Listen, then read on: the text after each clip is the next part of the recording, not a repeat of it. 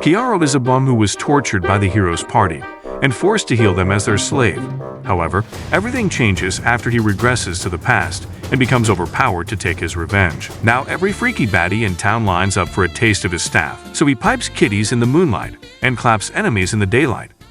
Before this, every time he used his healing powers on someone, all of their memories were transferred into his brain, and the experience was so horrific that it made him want to unalive himself. He tried to run away from this horror, but since his powers were too valuable, he was captured and forced to take mind-altering drugs by Princess Flare, who wanted to control him and use him for her own benefit. During their final mission, Flare's party tries to slay the Demon Lord, but she manages to defeat all of them. However, when they call for Kiaro to heal them, he smirks because he has developed a skill called drug resistance, which means he is no longer in their control.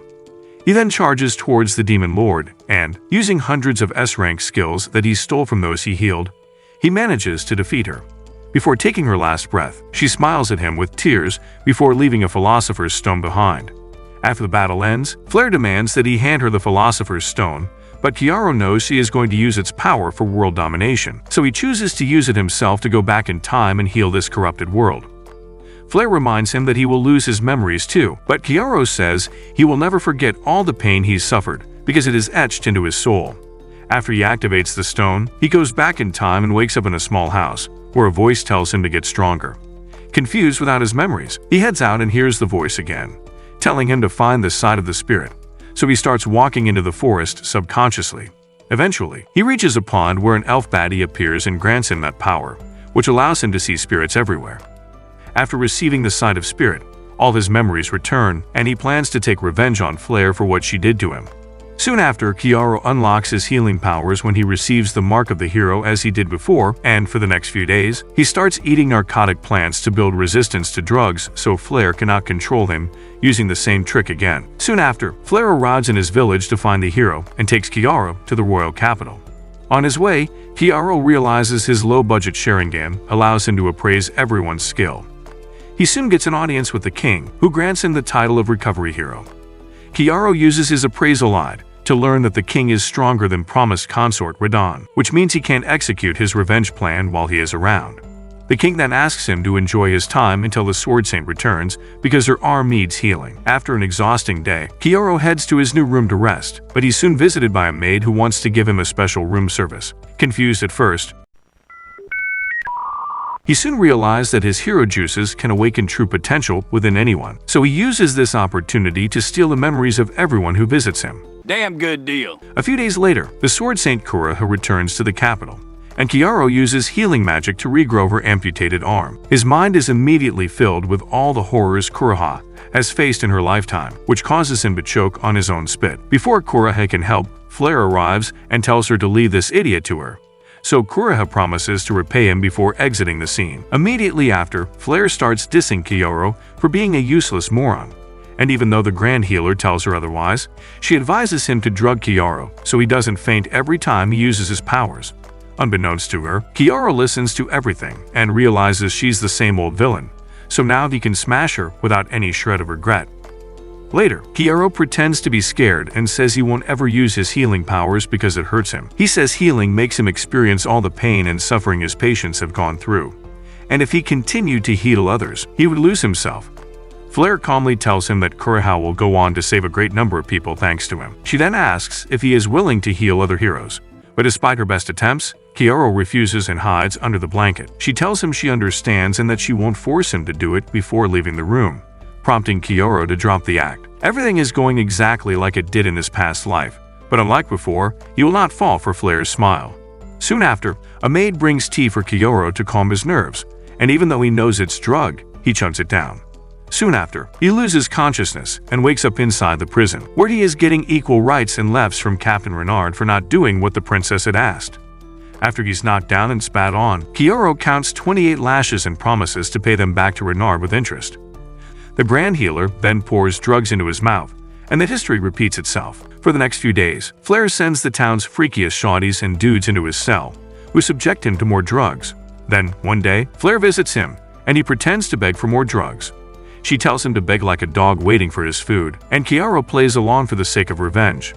She then cracks his walnuts and pours the drink on the ground so he can lick it while she watches. Afterward, she promises to give him more if he performs healing when asked, and Kiaro agrees to the deal. From that on, he's forced to heal injured soldiers and uses his healing power to copy their skills. He keeps enduring everything that comes his way until his drug tolerance increases enough for him to regain control.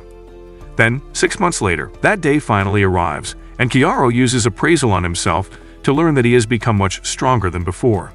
A few days later, he overhears the guards saying that the king has left for another country, and since the biggest threat is away, he decides to finally take revenge. After he breaks free from confinement, the guards begin looking for him, and Flair starts to get anxious. Soon enough, Renard brings a tied-up Kiaro into the hall and tells Flair that he has some invaluable information that he must share in discretion. Flair tells the other men to take Kiaro away, while Renard accompanies him into her room with her guards. However, as soon as he steps in, he uses his sword to game in Flair's guards. He then slams Flair against the wall and uses a skill to drain her of all her magic. Flair is confused and asks why he's doing this, and that's when she learns he is actually Kiaro, who used an imitation technique to look like Renard. Flair immediately switches character and starts begging Kiaro, stating that she used those drugs on him only because she did not want to see him in pain. However, Kiaro reveals that he remembers everything because her mind-altering drug did not work, and now it's time to get revenge. He then breaks one of her fingers, hoping that maybe losing the ability to goon would make her regret her choices.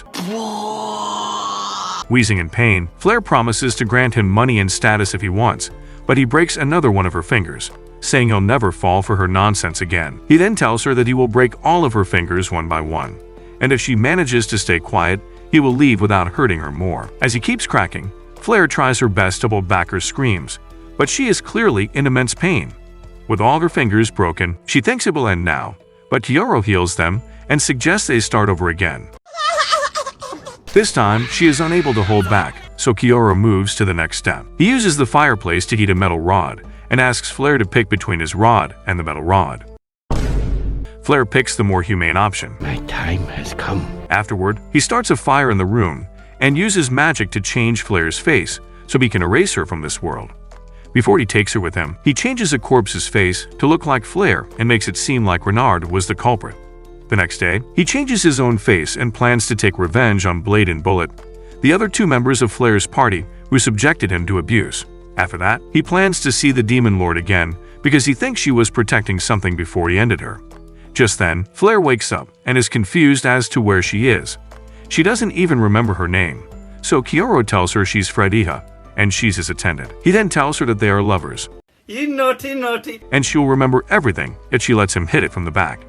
Taking him at his word, Fredija agrees to the deal, and after he's done smashing her, she says she still doesn't remember, but her heart tells her they're meant to be together. Soon after, Kiaro and Fredija set out on a journey, and in passing, they see Renard's wanted posters all across the capital. He hears people mourning the death of Flair, but when someone wishes for Princess Norn's safe return, his mood suddenly shifts.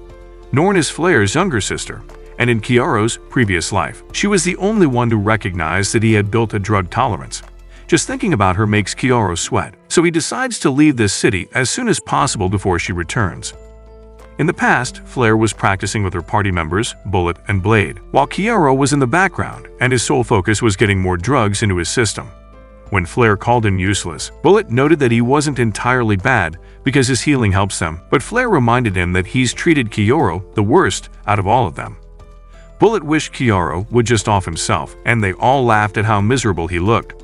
That night, Flair called Kiaro in her tent and made him beg like a dog for the drug. She then poured it all over her fountain of youth and made him drink it directly from the source. Afterward, she cracked his walnuts and kicked him outside, where Blade started beating him up for getting freaky with her beloved princess. She then realized Kiaro's lips had been to places she could only dream of, and she started going to town on his mouth to taste Flair's leftovers. Brother, However, she couldn't live with herself because she kissed a disgusting sloth like Kiaro and ended up puking. When Kiaro returned to his tent, he found a bed of roses, and Uncle Josh hugged him from the back, promising to make him feel better. However, when Kiaro resisted, he punched him on the floor, only to regret it seconds later. He apologized for being cruel to Kiaro and starts making up for it.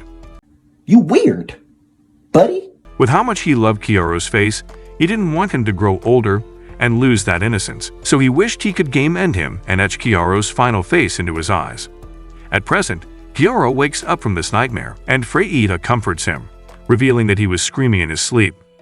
Kyoro immediately gets into action, and after rearranging her anatomy, he heads out to wash his face. He remembers all the torture he was put through by Bullet and Blade, and he vows to take revenge if that's the last thing he does. A few days later, Kyoro and Freya arrive in Lanarita, a free city that is rife with crime and illegal business. The duo then orders food from a nearby inn, but Kyoro uses his special eye to see that the water is poisoned. He suspects that the water source must be contaminated by a monstrous carcass, but since the poison is weak to heat, the food here is safe to eat. Kyoro believes the water will clean up once the carcass rots away, but until then, anyone who consumes it will become ill for 2 months. Just then, he notices that a lot of diners are coughing already, and in a week, they'll have a repeat of 2019. Freyita asks if he will help these people, and he says he will be happy to. That night, he chugs the poisonous water down to create antibodies, which he multiplies using his healing. He then pours his blood into the water, and by doing that, he manages to purify it completely. The next day, Freyita says he can become a hero here, but when he says he's not interested in fame, she realizes he's a great human being. Wait a minute!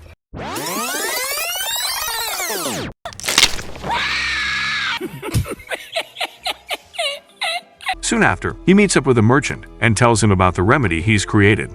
The merchant is skeptical, so Kyoro asks him to try it on himself since he's only infected.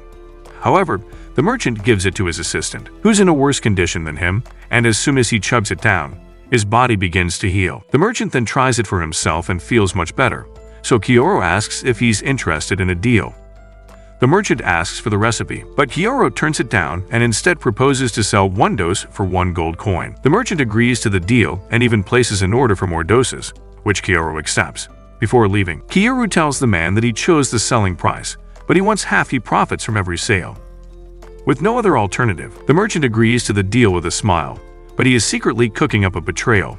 On their way back, Freyita asks Kyoro why he's trusting the merchant and not selling on his own, and Kyoro says it's more efficient this way. Additionally, if some big shot finds out he has the recipe, Kyoro might become a target, so it's safer to use a merchant. Soon after, he visits the slave dealers because he wants a scapegoat, but Freyita isn't exactly thrilled by the idea. Much to his surprise, she suggests getting an adventurer instead, but Kyoro calmly tells her that adventurers have their own will, while a slave will only follow orders. He then heads inside and hands his coin pouch to the dealer, telling him that he is in need of a combat slave. The dealer takes him to the basement, where Kyoro sees hundreds of demi-humans locked behind cages. When nothing catches his eye, the dealer takes him to the injured and sick slave section, where he spots a slave from the Ice Wolf clan. Despite being poisoned by the town's water, the girl is still in pretty good shape, which makes Kyoro realize she is quite strong. Before Kyoro can pick, the dealer tells him this girl was brought here from Pound Town, but she became so violent that her previous owner rejected her, and now she's an expired product. Another thing about her is that she's reached her peak, so no matter how hard she trains, she will not become any stronger than she already is. Suddenly, the wolf girl pounces towards Kyoro, but the dealer uses his ring to control her using magic. Despite the danger, Kyoro walks up to her and sees in her eyes that she is craving revenge, so he tells her he will buy her so she can satisfy her urge. After he places his hand on her head, the girl passes out, letting Kyoro carry her in his arms. The dealer tells him about their no-refund policy, but Kyoro tells him this girl is like him, both seeking revenge on those who wronged them. Kyoro wants to help her unalive the person who hurt her, and he wants to see what kind of person she will become once she's achieved her goal. As he carries her outside, the dealer thanks him for the purchase and asks him to visit again because he will soon receive a big shipment. That night, while the slave is resting, Kyoro uses his powers to heal her, and immediately her memories are copied into his brain. He learns that her name is Setsuna, and she was captured when some human bandits attacked her village. Kyoro then recalls the dealer telling him about a big shipment, and from Renard's memories, he already knows that Joral's army, dressed as mercenaries, is attacking demi-human villages and selling them off as slaves. Setsuna wants to take revenge on these mercenaries because they massacred her entire village, and Kyoro wants to see her do it. Later that day, he meets up with the merchant Ledra and sells him even more vials. On his way back, Freyita is happy that he's making good money because now she can empty his wallet for that Gucci purse. When they return to their place, they notice that Setsuna is still sleeping, so Kyoro gives her another mouth-to-mouth of that antidote. which makes Freya a little jealous. Suddenly, Setsuna wakes up and slaps Kiaro for diddling with her in her sleep. Freya immediately steps up and scolds her, stating that Kiaro has been looking after her and was making her drink the antidote just now. At first, Setsuna refuses to believe it, but after Freya sheds some tears, she notices that not only are her wounds healed, but she also feels much better spiritually. Once she realizes it, she immediately apologizes to Kiaro and introduces herself as a warrior from the Ice Wolf clan. Kiari then asks Freya to bring food into the room, because tonight he's gonna have a different kind of eat out. What do you mean by that? As soon as Freya leaves, Setsuna promises to repay him for his kindness later, but she says she has to leave now. She then tries to put Kiaro to sleep, but the man pins her down and reminds him that he removed her collar because he is infinitely stronger than her. He says he does not need a collar to make her a puppet before telling her that his village can be saved because the bandits have not yet reached it. When she tries to resist, he tells her it's futile because if she's getting pinned by him, there is no way she can protect an entire village. He then lets her go and explains to her through a live demonstration that she has achieved her maximum potential for now, but she does as he says. He can increase her potential tenfold. He then tells her that he has the power of the Sword Saint, as well as the mark of the hero, which puts Setsuna at ease. Kiaro then says he will unlock her potential if she reveals her true name to him, because whoever knows the true name of a beast human can command them as they see fit. Setsuna agrees to share it with him and become her slave for the rest of her life on the condition that he lets her avenge her people. In agreement, Kiaro whips out his Kitty Slayer 69, giving her the option to either become stronger or walk away. Setsuna chooses the first option. Yes! Yes! Yes! Yes! And after swallowing a little more than her pride, she feels a sudden heat in her body, and Kiaro uses his appraisal eye to see that she has indeed become stronger. However, there is still a lot to unpack, so Kiaro suggests a more direct approach for round 2. Despite hesitating at first, Setsuna lets Kiaro unlock her potential multiple times. Then before dawn, Kiaro takes her back to her village, where the bandits are setting up camp for a sudden attack. Once Setsuna sees girls like her being lashed, she immediately prepares to fight, but Kiaro holds her down, revealing that the bandits are doing this to lure the warriors into a trap. With tears in her eyes, Setsuna stands there watching her friends being tortured, and Kiaro tells her to wait while he thins out the numbers. Setsuna nods in agreement, and soon after, the warriors of the Wolf clan march through the front gate to take down the mercenaries.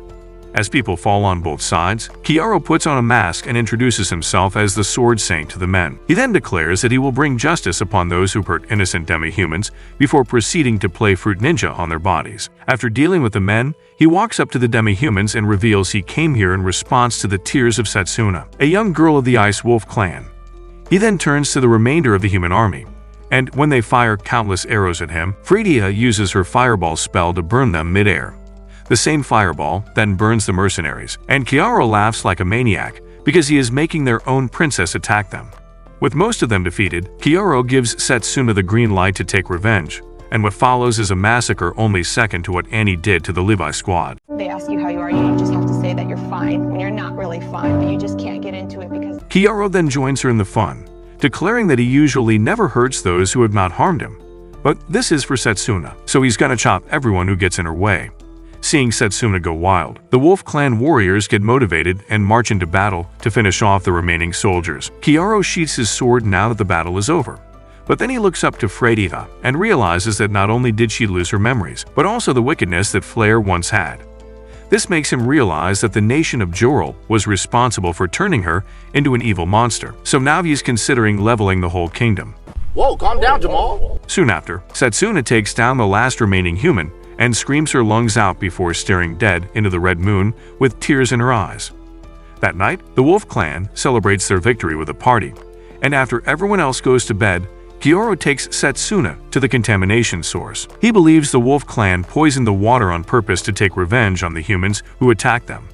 Turning to Setsuna, he says he can either make the poison stronger and eat more humans, or he can pour medicine into the water to cure the sick ones. Left with this choice, Setsuna chooses to forgive the humans and asks Kiaro to purify the water.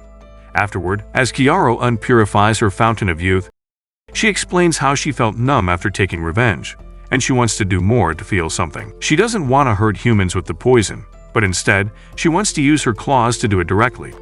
As she reaches Cloud 9, she reveals her real name to Kiaro, so now he can control her until he dies. Meanwhile, the king finally returns to the royal palace, and Reynard seeks an audience with him, explaining everything that Kioro did. The king tasks him to bring Kioro's head, and if he succeeds, his reputation as the captain will be restored. Just then, Norn joins her father, seemingly pleased with the arrangement. The next day, Kuroha overhears some men talking about the massacre that happened outside the Wolf Clan village and how the sword sign appeared and wiped them all out. They believe he was an imposter, but he used the claret sword technique exclusive to Kuroha's family, which puts her under suspicion. Elsewhere, Kiaro watches his two shawties enjoy themselves in a pond, so Kiaro proceeds to do his best Johnny Sins impression to unclog their pipes. Afterward, the three of them go through the shady town, but Satsuna feels uneasy with so many people lurking around. Just then, a man takes a liking to Satsuna and asks Kiaro to let him hit it from the back for 1 gold coin. But Kiaro says it will take at least 1,000. Furious, the man lunges towards him, but Satsuna quickly takes action and submits him. After praising her for protecting him, Kiaro turns his attention to the man and uses heal on him to learn that he is among the few who ran away from the battle last night. After ripping the badge off his coat, Kiaro tells Satsuma to write him off script. Later, he meets up with Ledra, who suddenly brings a dozen guards to his aid before proceeding with the deal. Kiaro already knew he was shady and even knows that his real name is Kinta, which catches the merchant by surprise. He then requests that Kiaro hand over the antidote recipe because he's found someone who can mass-produce it. Kiaro realizes Kinta must have been pressured by some nobles to do their bidding, so he asks how many corpses it would take for him to change his mind. Kinta acknowledges that Kiaro alone is very strong, but questions if his shawties can even run straight. Kiaro plays along with it, saying he would sacrifice these girls if that's what it takes. However, he isn't in the mood to clash swords, so he demands 500 gold coins in exchange for the recipe. Kinta agrees to the deal, but the girls are sad about the fact that they lost a passive income source.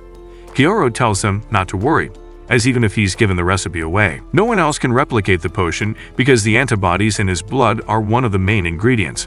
However, Kinta will never know about it because the illness is already winding down and he will lose 500 coins, while his partner's business will collapse. Then, all of a sudden, Kiaro senses an attack and quickly blocks it, only to see that he's facing the sword Saint Kuroha. She also sees he got his hands on a sword used by her family and asks who he is, but Kuroha calmly tells her she's mistaking him for someone else. That's when he learns that the army has twisted the story to make it seem like he was the one who attacked the village, while they died protecting it from him.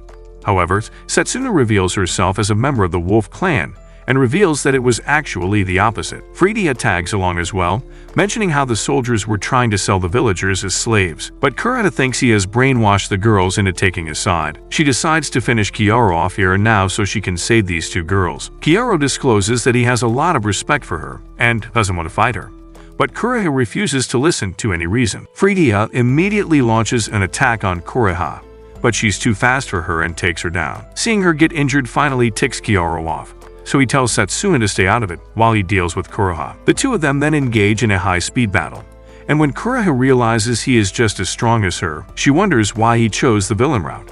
Amid battle, Kiaro manages to shatter her sword, making him realize that he is not a master at swordsmanship, but also at alchemy and healing. She asks him who he really is, and he promises to tell her if she lets him off the hook. Kuroha refuses and attacks him again, but this time, he drops a potion on her to increase her hunger for sausage, which throws her off balance. To counter this, Kuroha injures herself with her sword, and when Kiaro lunges in for another attack, she amputates his arm. However, Kiaro suddenly regrows it and grabs her face, using heal to show her what the royal army did to the people of Wolf Clan. That night, while Kuroha is resting, Satsuna tells Kiaro that his fight with her was amazing, and she wishes to be as strong as him one day. Kiaro tells her she has an extraordinary talent, and with the right training, she can definitely get there. Freedia feels left out because she was defeated so easily, but Kiaro assures her that she did well and asks Satsuna to give her combat training later.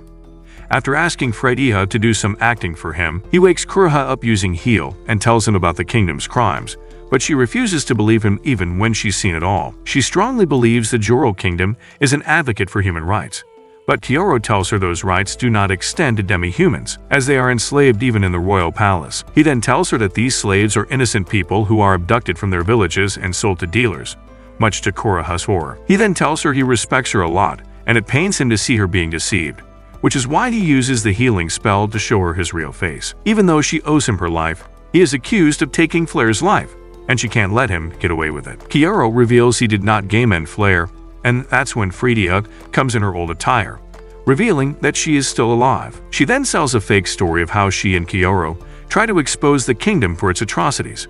When Renard found out and tried to silence them, she faked her death to escape the castle.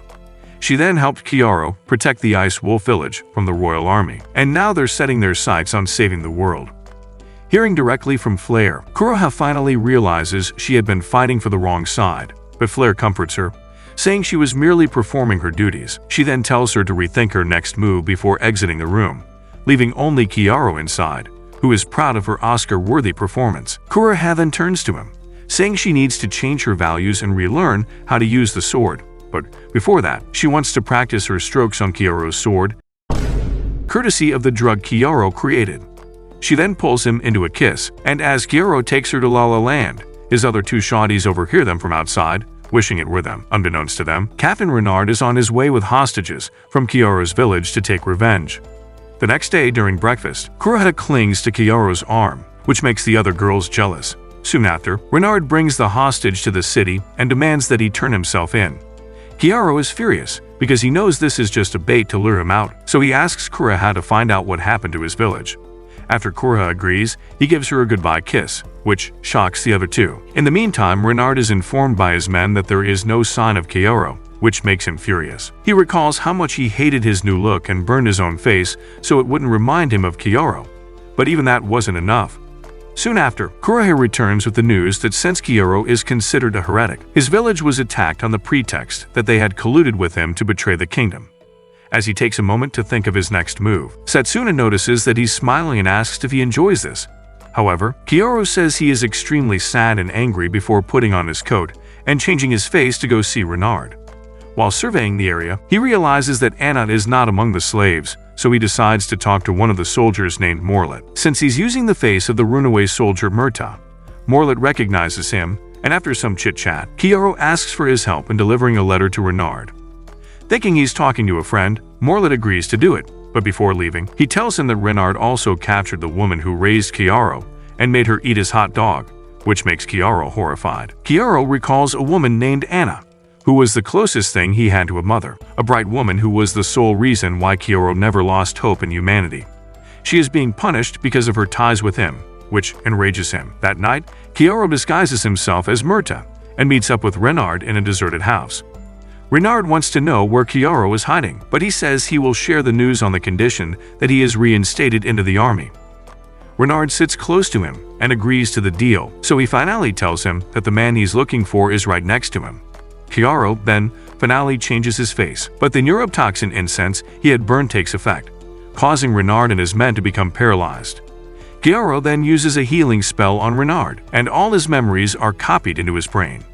He sees that Renard burned his village and clapped his beloved Anna, and the worst part is that she thinks Kiaro did it to her, because he had given his old face to Renard.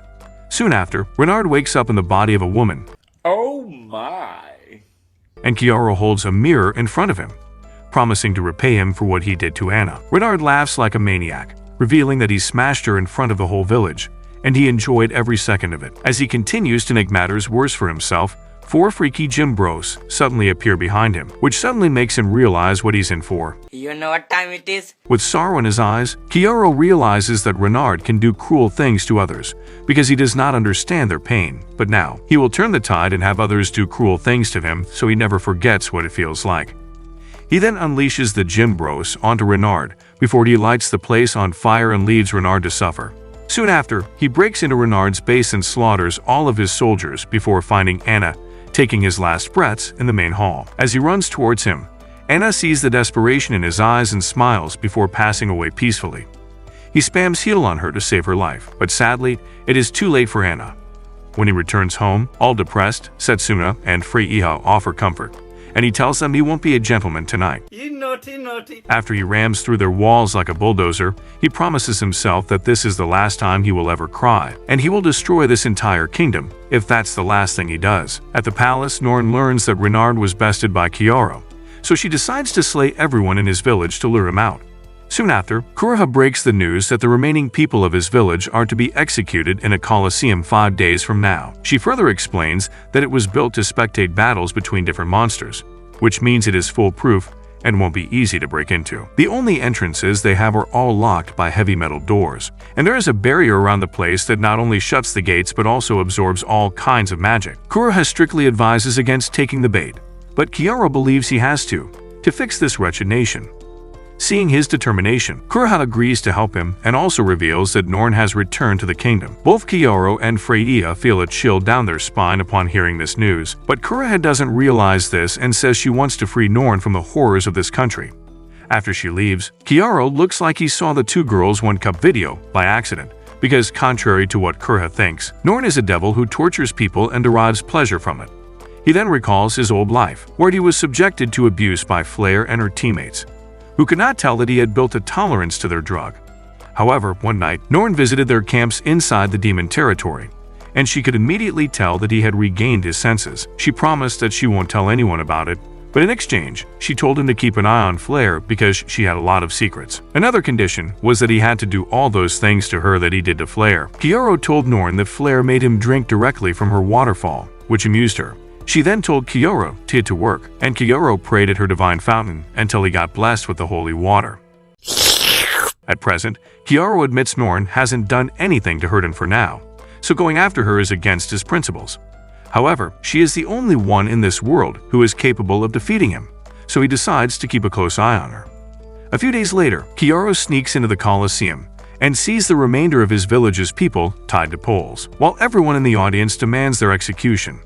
The executioner named Teratoya tells the crowd about the crimes Kyoto committed and convinces them that these people had a part to play in it. At last, he says that if Kyoto turns himself in, these villagers will be freed. In that moment, Kyoto uses heel to change to his original face and reveals himself to the public.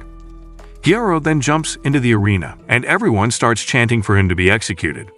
Teratoya tells him he can save these people if he gives up his life, so he challenges them to come and take it. As a few guards rush him down, he chops them with ease, much to everyone's horror. He then starts walking towards the stage, stating that he's come to save his people and serve justice. When a few guards form a circle around him, he teleports out of it, leaving a pile of dead bodies in his path. With no other choice, Teratoya commands the guards to execute the villagers, and 4 of them are stabbed to death.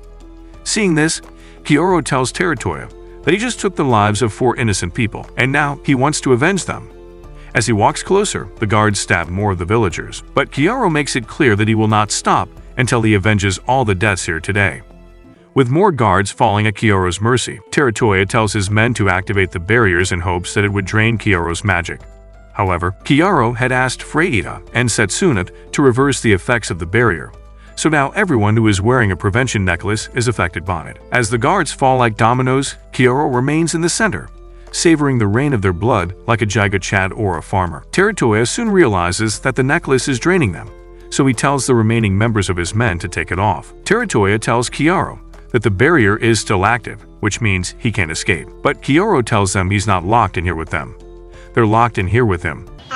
Covered in blood, Kyoto walks up to the stage and tells the men that whoever turns around to attack the villagers will die first, which makes them shake in their boots.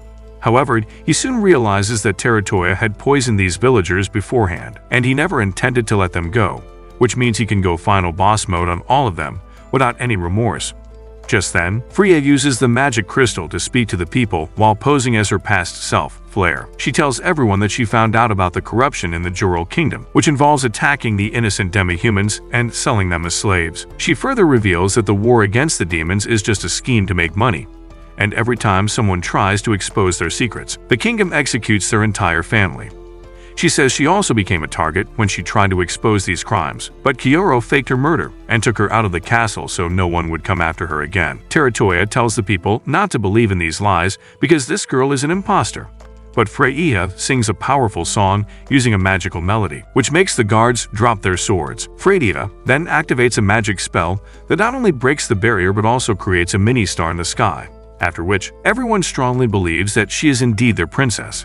With the crowd behind her back, Fredita tells the world that she wanted to run away and live life as an ordinary girl, but her negligence had led to the deaths of these innocent villagers. This is why she can no longer run away from her responsibilities and has returned to fight the darkness in this kingdom. She tells the people that she alone cannot do much, so she wants the people to rise against injustice and help her rebuild this kingdom. As her speech ends, the people break down into tears of joy, and Kioro stands in the middle, soaking in the success of his master plan. With a bright flash, he disappears from the Colosseum, and hundreds of spectators march into the arena, ready to dispose of the guards and territory for their cruelty. As the arena turns into a slaughterhouse, Kiaro and his squad hide in a shed with an unconscious boy from his village. He explains to Kura how that the villagers were poisoned beforehand, and the kingdom had no intention of letting them live. This was done to give him the illusion that he saved them, only for him to fall into despair later, and Kioro knows only Norn is sick enough to come up with such a plan. Just then, the merchant Kinta arrives, and Kioro hands him money, asking him to take care of the boy he rescued. Kinta notes that Kioro appears to be Madara Uchiha from the outside, but is actually Hashirama from the inside. And he tells her a man's gotta be both to survive in this wretched world. The boy harbors hatred for Kioro, because he thinks Kioro was responsible for what happened, but Kinta says he will correct him. However, Kioro tells him to let him have hatred in his heart, because he needs it to get over the pain of losing his family. Kinta warns him that this boy might come to take his life someday, and Kioro says he will wait for that day. After Kinta leaves, Kioro tells the girl that it is time to skedaddle, but Kureha tells him to be careful, as a large-scale expedition towards the southern city of Brenikat is underway. She further reveals that Norn is the one leading the expedition, so Kioro decides to pay her a visit. On the way, he recalls how no such expedition happened in his previous life, which means he's drastically changed the history in the future. He then tells the girls that Brenikat is a city where humans and demons coexist, and contrary to the common belief, demons are not dangerous. In fact, demons are just humans with exceptional magical prowess, which means they're similar to an ordinary man. Satsuna says the real demons are those humans who hurt demi-humans, which makes Kioro laugh. Freya then asks why they're going to Brenica, and Kioro says he wants to see an old friend, the demon lord he slayed in his previous life. Elsewhere, Norn learns that her plan to execute Kioro failed, so she cooks up another plan to destroy Kioro once and for all. Later, while the girls are sleeping, Kioro creates a makeshift magic staff for Freya, but he knows he must find a divine ornament for her. These armaments are god-made, and while they initially start off as a crystal ball, they react to a hero's touch and take the form of a weapon that best suits said hero. Kiaro remembers that in his previous life, all three crystal balls were acquired by Freya, Bullet, and Blade, which reminds him that he still has to take revenge on them for diddling with him. The next evening, Kiaro and the others finally make it to the city, and the girls are shocked to see humans and demons living together in harmony. Kiaro then reveals that since Brenikat is at the world border, it was deserted by the Jirahol kingdom during the previous war. However, the city was not destroyed by the demons, but instead became the bridge that connects the two races. Soon after, Kiaro takes the girl to a pub where they have to share a table with a human and a demon, who are both stoop-dog high and appear to be best friends. Kiaro orders food for everyone, including the strangers, so he can talk with them and learn more about the city. The human then reveals that when this city was deserted by the kingdom, it was the demons who offered them a peaceful coexistence, and they accepted it because they had no other choice. Now, 20 years later, humans, demons, and demi-humans all live like there weren't enough drinks in the pubs. The demons and demi-humans help them build the city and even increase their crop production through newer techniques. In exchange, the humans taught them how to live their lives in a more entertaining way and even offered their blood as bait, and some people pay their taxes in the form of blood. As their food arrives, the waitress asks Kiaro if she can seat one more person with them. Kiaro agrees, allowing a petite lady to sit beside him. However, when she takes off her hood, Kiaro realizes she is the demon lord from his previous life. Using his appraising eye, he learns that she is still the demon lord candidate at this time, but her power levels are still over 9,000. As he turns his attention to the food, Frodiha notes that since humans and demons live such a good life here, this makes the kingdom look bad because their whole agency is to prove that demons are evil. The demon sitting with them says that not all demons are like him, and some actually harbor hate for humans. He also mentions that the demons all follow the command of their lord, but he has never seen one in his entire life. The human jokes that the demon lord must be a gym bro with large fangs, but Kiaro points at the girl sitting next to him and casually says that the demon lord is actually a cute girl like her. He then tells her that she looks a lot like the demon lord he knows. but the girl says she is just an ordinary demon who barely makes ends meet. Kyoru asks her to join them and have as much as she wants, and after some convincing from the girls, she agrees to eat with them. When she asks why he mistook her for the demon lord, Kyoru says he saw her many years ago, and she had silver hair, crimson eyes, and black wings. The drunk demon bro tells him that such features are exclusive to the Black Wing tribe, and the current demon lord has ordered their execution. He further says that if a demon from that tribe were to show up here, everyone would fight amongst themselves to claim the bounty. Hearing this makes the girl uncomfortable, so she decides to leave. However, Kyoru tells her everyone here is already preparing to attack her, and she must let him help or she will die. Suddenly, the demons attack her, but Freyja and Setsuna quickly put up a defensive barrier to protect the girl, while both of them struggle to defend themselves. Kyoru notices that the girl is blocking the attacks with minimal effort, meaning she's really strong. He then turns to the girl and tells her this attack is a mere diversion, only to notice that she has been shot with a paralyzing arrow. Once she falls, the demons begin approaching her, so Kyoru asks if she would hire him as a guard. Just at the last second, she asks Kyoru to help her, so Kyoru declares to the demons that he will protect this girl. After taking out their leader, Kyoru carries her out of the pub and takes her to an abandoned house. He then tells Freyja and Setsuna to keep watch outside while he talks with his new employer. Kyoru then tells her about the demon lord of the Black Wing tribe, but she says that was more than 30 years ago, when he wasn't even born. Kyoru discloses that he's actually talking about the future, and she will become the demon lord in 4 years. The girl believes he's joking because not even demons have the power to see the future. But when Kyoru reveals himself as the recovery hero and addresses her by her real name, Eve, she immediately puts her defenses up. Before things get heated, Kyoru makes it clear that he has no intention of harming her, and instead, he wants a world where everyone lives in harmony. To achieve that, he needs to make sure Eve becomes the next demon lord, which is why he offers to protect her until then. Eve refuses, saying she can't trust a hero who was raised to slay her kind, but Kyoru reminds her she would be dead if it weren't for him. He also tells her that despite her skills, she lacks the brain power and allies to protect herself against deceivers. But Eve gets frustrated, revealing that everyone she once knew has been executed, and all she can do is run away. However, Kyoru asks her to stay with him, promising to protect her and compensate for everything she lacks. He also gives her the option to slay the current demon lord and take their place, and that way she can avenge those who were executed. Eve demands to know what he is after, and he says he wants the heart of the demon lord.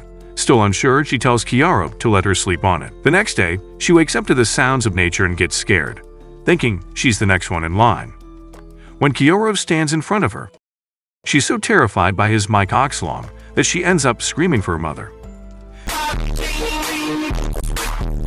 Later, as they have breakfast, the girls shame Eve for challenging Kyoru and then running away in the middle of his plumbing session. Eve admits she was taken aback because he came at her so suddenly before asking if he's the protagonist or the villain. Being the humble man that he is, Kyoru spends the next 10 minutes singing his own praises. Eve believes people who toot their own horns aren't always the best of people, but Kyoru says if you tell yourself something enough times, you start to believe it.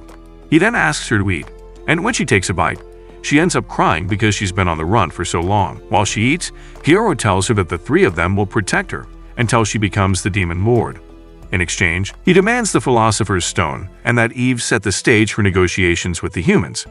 When she asks what his end goal is, Kyoru tells her the war started so the Juro Kingdom can make money off of it, and this makes him sick, so he wants to end it. Eve asks if swiping her V card is also one of his goals, but he says he's already drowning in cookies and wouldn't risk his shawties to protect a demon lord if his only goal was to get laid. Eve finally agrees to go with his plan and says she can even help them because she is a super strong warrior. However, Kyoru makes fun of her because she almost died yesterday by some street thugs, which annoys her. Later, Kyoru tells her that demons excel at controlling monsters and asks if she has one. Eve reluctantly admits she does, but she can't make it obey until she completes the trials. Kyoru wants to help and asks what kind of monster it is, and she says it's actually a god, the divine bird of fatal disease called Caladrius. In the legend, when the world was hit with a deadly disease, Caladrius was the one who cured people and eliminated the sickness. In a different legend, Caladrius is said to have wiped out an entire country with a flap of its wing, which means it can both spread and cure sickness. Kyoru is intrigued and wants to see it right now, but Eve tells him he will die. However, Kyoru says that is the risk he is willing to take to obtain more power, so he can save the world. Eve tells him that they will become really sick if they fail the trials, but Kiara reminds her that he is the recovery hero who can cure any illness. Even though she agrees, she tells him he must take a round trip around the world, as it is one of the conditions for the trials. So Kiara changes his face and heads out to get more information.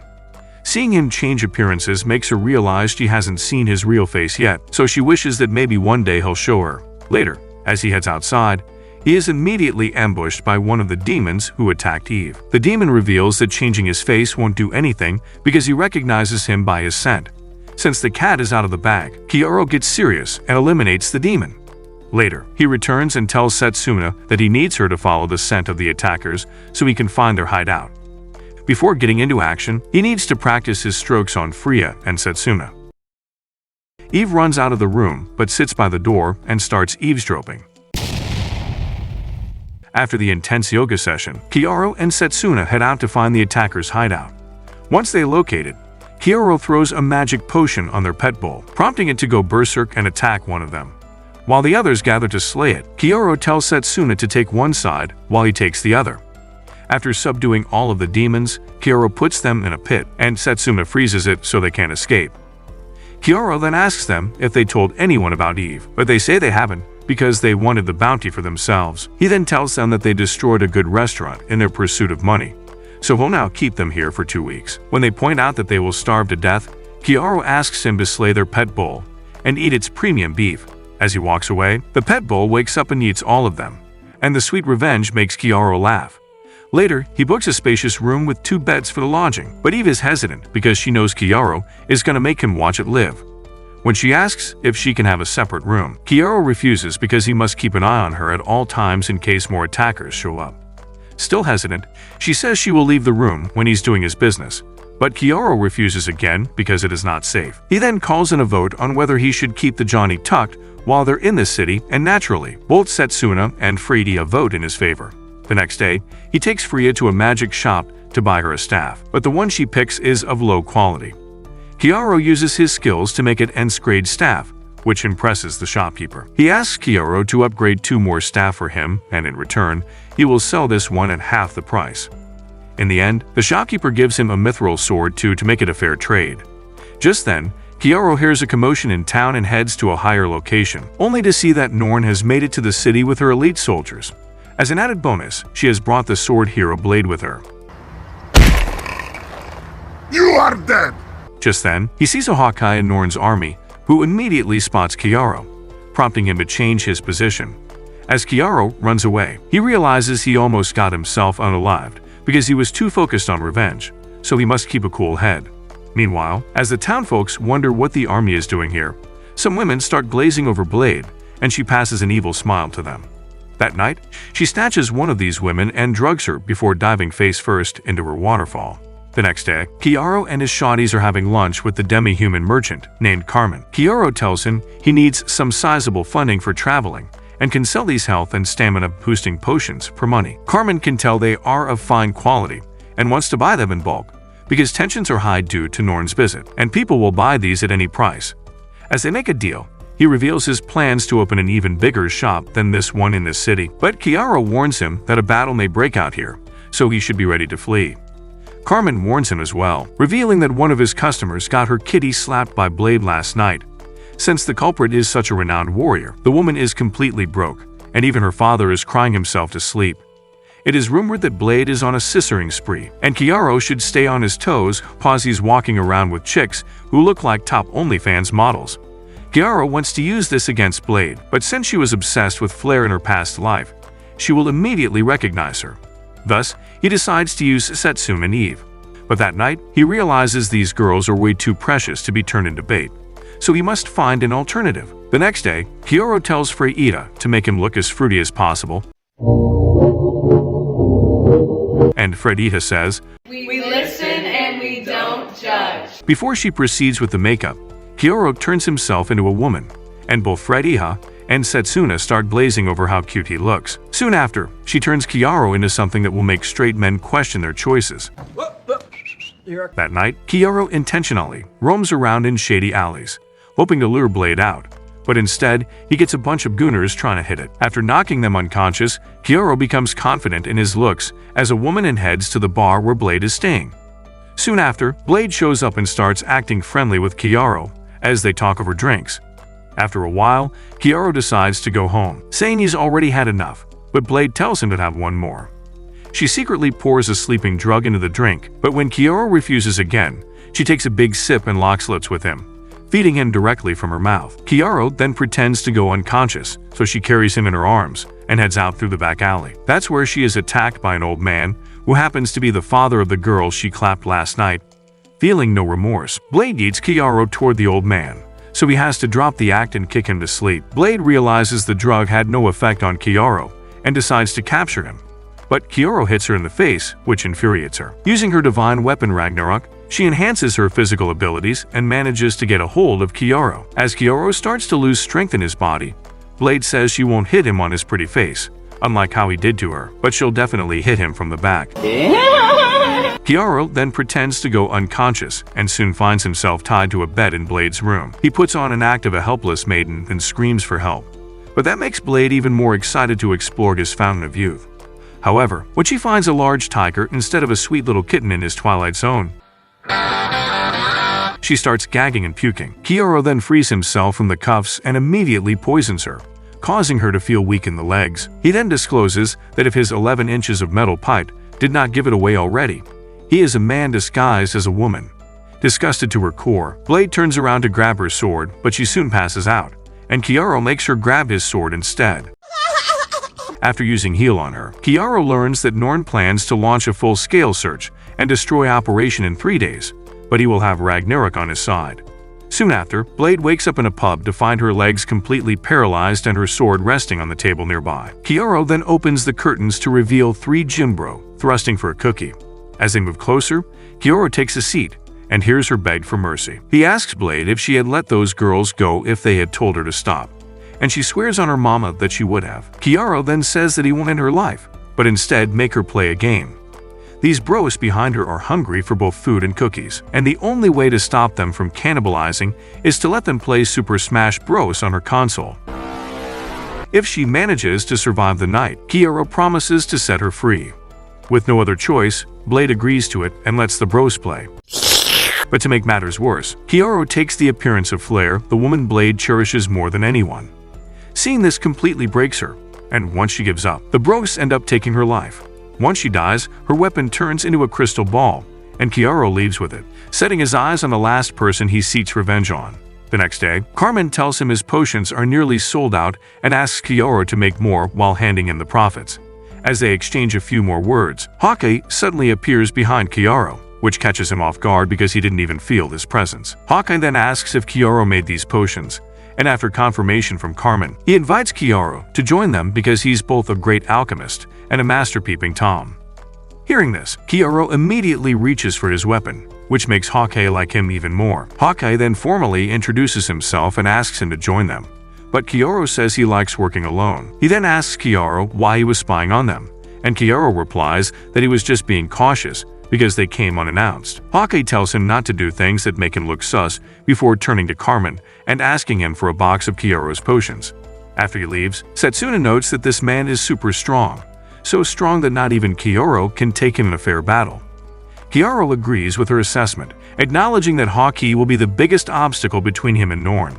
That night, Kyoto explains that Hawkeye has a godly eyesight, backed up by his superhuman reflexes, and he cannot beat him without a divine weapon. He knows that forming a contract with the crystal ball will turn it into a weapon that best fits him, so he decides to test his luck. By making contact with the ball, he summons the divine spirit, who asks him what his plans are. Kyoto says he wishes to protect it, so he can clap more shotties than Genghis Khan, so he wants immortality and devastation. The crystal adheres to his plans and turns itself into a divine armor called Georges, prompting him to laugh like a maniac.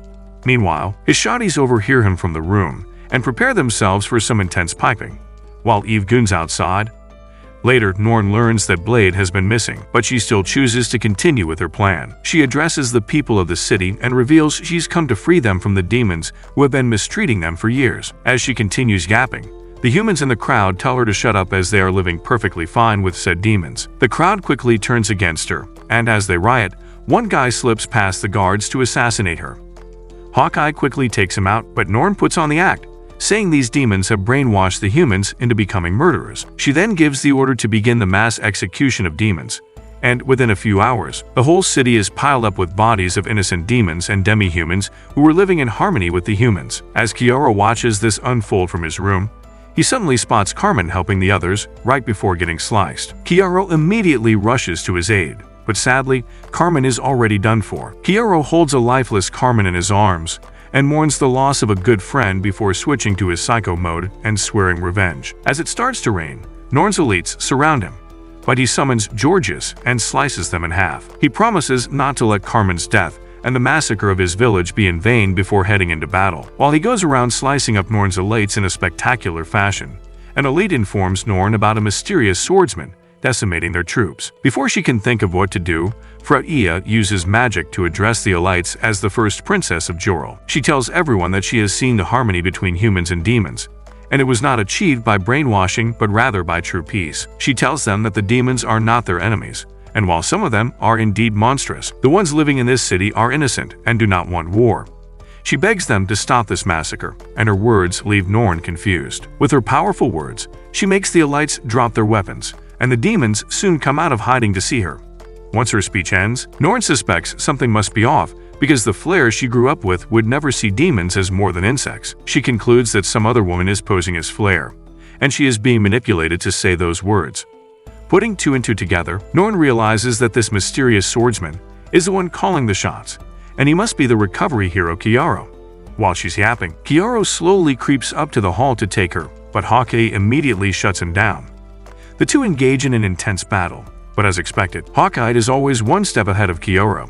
Despite getting hit with a deadly poison, Kiara manages to combine his healing with Georgius and cures himself. Once Kiara realizes he is practically immortal, he rushes straight into battle and lures out Hawkeye with his armored hand. Hawkeye manages to dodge the attack, but Kiara cleverly uses his other hand to cast reverse healing on him, causing his body to explode. As soon as Hawkeye dies, Norn starts fearing for her life, but Kiara casually walks up to her and knocks her out. Outside, he sees the humans and demons with mixed emotions, but the massacre is finally over. Later, Kiara heals Norn to confirm that she was behind what happened to Anna. Once she wakes up, he tells her that her army has retreated to Jorel, and no one is coming to save her. He then tells her about Carmen, the only true friend he made in this world, who wanted to open a bigger shop, but he was executed in cold blood because she gave the order. When Norn questions his loyalty to his own race, Kiara slaps her and tells her that a demon's life is just as valuable as a human's. Terrified of dying, Norn begs for forgiveness, but Kiara starts choking her, reminding her of all the innocent people whose lives she ruined. Afterwards, he tells her he will let her go if she wins a game, but she will be handed over to the demons if she refuses. Norn agrees to play the game, so Kiara brings in Flair, turned into a mindless dog, and tells her to give some sisterly love to Norn. 2 seconds into the game, Norn gives up, so Kiara punishes her by piping her sister in front of her. Afterward, Kiara proceeds to erase Norn's memories, and she becomes a new person who now goes by the name Ellen, his long-lost sister who loves him a lot. Later, when Kura visits them, he fills her in on his 2 new accomplices before asking about the purpose of her visit. Kura tells her she was dying to get a ride on his sausage train, so Kiara brings the whole Shoddy Express to his bedroom. Meanwhile, the king learns that both of his daughters were kidnapped, so he summons Bullet to rescue them. Later, Kiara asks the girls to make preparations for their departure while he visits a friend. He soon visits Carmen's grave and promises to clap enough chicks for the both of them. He also addresses Anna, telling her that he avenged her so she can now rest in peace. On his way back, he runs into the human and the demon he shared a table with, and they leave him with a gift for saving their lives. After accepting it, Kiara realizes he's gotten soft as he now feels affection towards Flair. But Bullet's torture suddenly comes to his mind, and the fire of revenge ignites in his heart once again. With the freakiest baddies and the future demon lord in his grasp, Kiara declares himself the god of this world who will continue to bring justice upon those who have harmed him. That's it for this video. If you enjoyed it, leave a like and subscribe to the channel, and we might make a part 2. If you made it to the end, comment, "I love feed," as proof.